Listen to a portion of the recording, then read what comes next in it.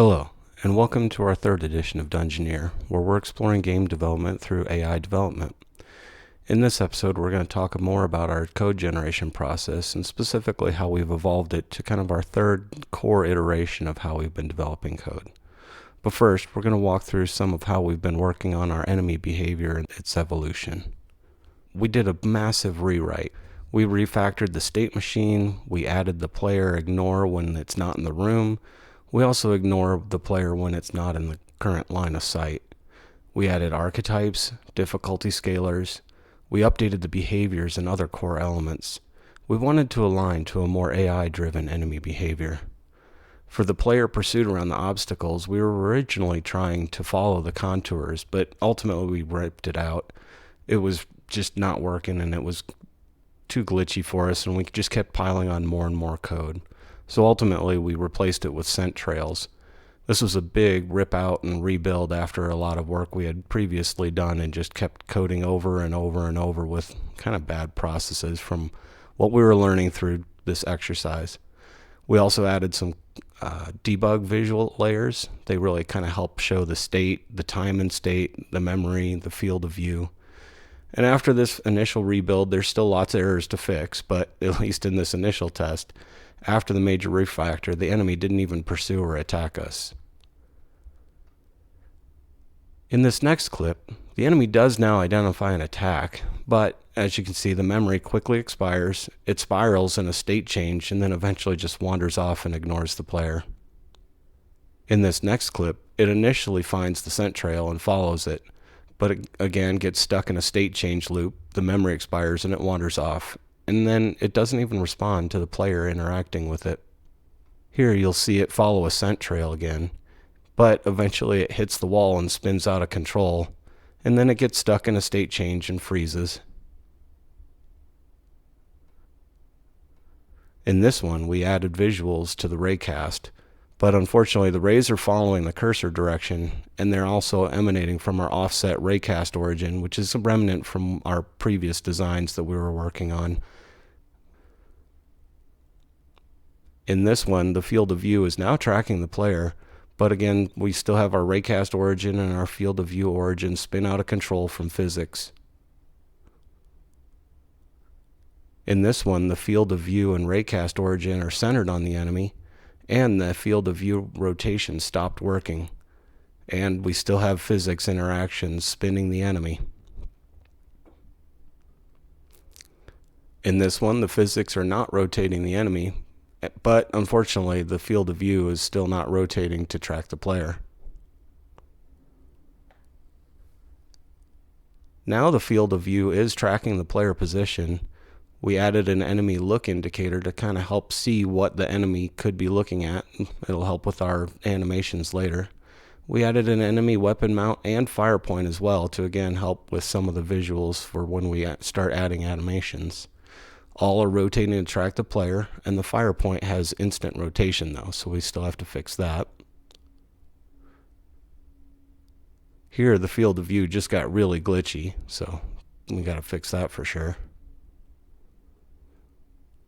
Now we've smoothed out the rotation glitchiness. Here we added a green raycast. This helps us know that the player is in the line of sight, and so it's within the field of view and it's visible to the enemy. But unfortunately, we still have some X-ray vision with our enemy, so it can still technically move and see through the walls, but we can fix that. Here you can see we have no more X-ray vision, but unfortunately the enemy's still not aware of the player when he's close but outside of the field of view. Here the field of view and tracking testing is starting to look better. The attack range is looking pretty good too. Here we're testing a turret behavior with a 360-degree field of view and a larger attack range. Here we've updated the movement speed and settings, and we're getting closer to the behaviors we want. Now let's chat a little bit about how we got to where we are with our code generation. Originally, we started by following this initial process where we brainstormed the idea, we got suggestions from Copilot, We decided what we wanted to build, and then we had Copilot build those files and create that content. We'd review it and put them into VS Code, and then go test our game and then observe the issues. But obviously this is going to cause some problems. This really didn't scale well when the code got more and more complex.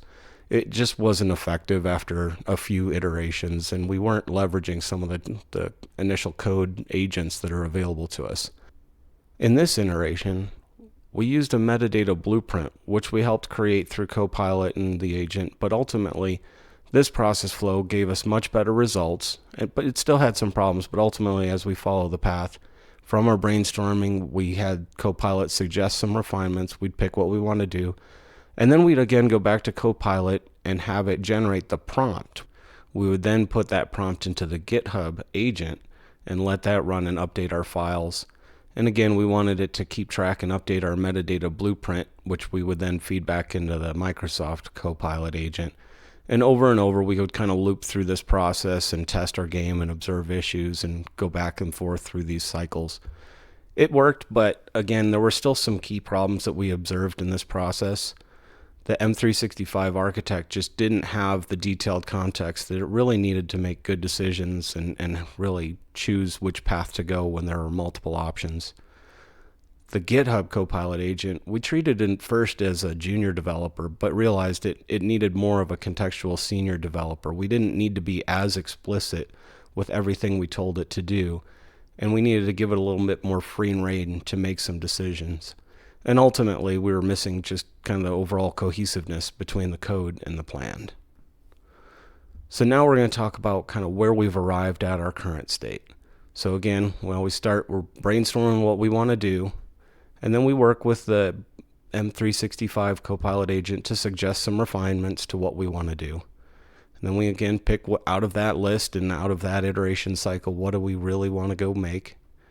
And then we ask the GitHub Copilot agent to go create a change package. Now this change package is kind of new. We used to call it the metadata blueprint, which was a single file, and that really had all these headers from every file plus all the file tree structure.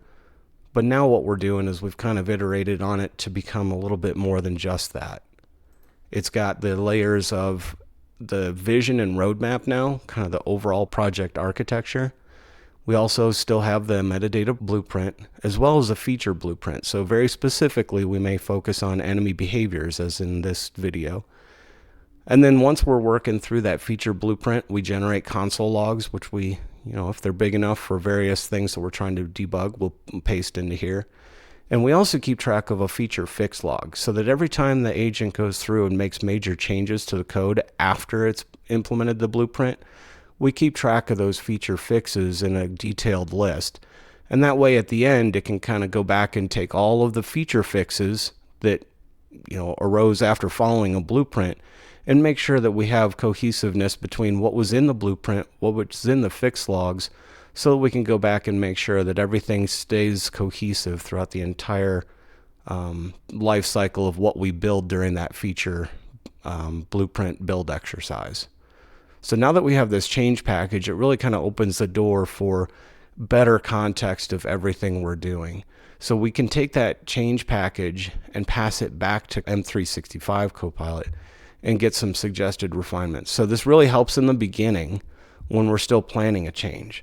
So ultimately what we do is we cycle through this inner loop more than once. We probably do it 2 or 3 times at least, where we get M365 suggestions, then we get GitHub Copilot updates to the package, then take those package updates back to the M365 architect.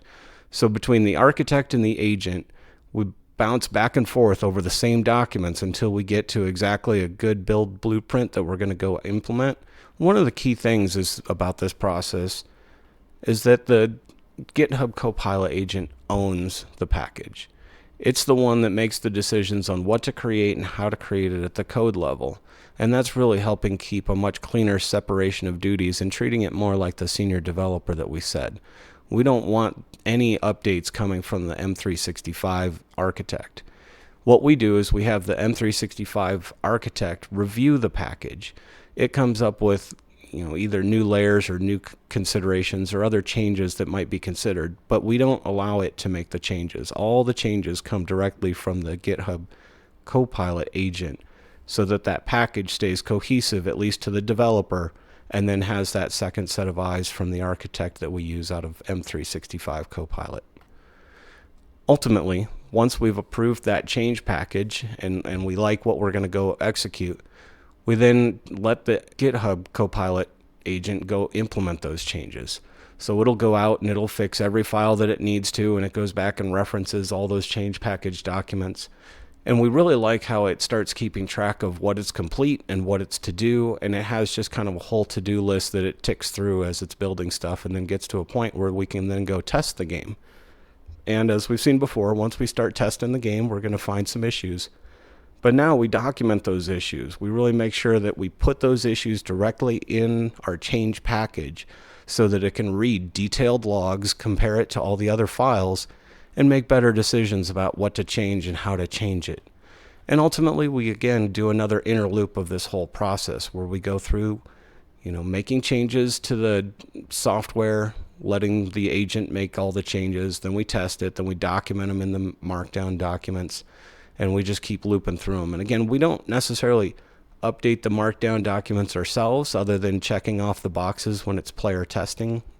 We more or less just add content to the console log documents just to make sure that the cohesiveness of everything the agent's building to is kind of left in that tool's hands to keep track of. And then once we've kind of completed that feature set, we just keep repeating the process over and over. So I think the key thing that really helped us here was we created two inner loops. We have the first loop where we really go through the package cycles over and over and over before we even make our single change. And then once we've made the change, once the agent has gone out and implemented the changes, we then start looping through the fix cycles. And again, one of the key documents is the fix log that the agent updates. We found that really helps keep track of here's the 12 different things that it encountered during that feature that it had to fix. And that sometimes leads to legacy documentation or legacy developments that were previously ripped out but not completely erased. Or maybe it's asset features that needed updates for other reasons to bring it back into a consistent state. But either way, we found a lot of benefit from every time a major fix is performed, we document it so that we can then, once all fixes have achieved all goals, clean up the whole package and let it just update all the documentation and incorporate that fix package. And what have we learned from this process? Well, what works the best is having clear documentation, a good plan, and something that both we as humans and agents as the tools can refer to in a single place that's easy to check off what's done, what's not done, and follow a plan. Thanks for watching, and we'll talk to you next time.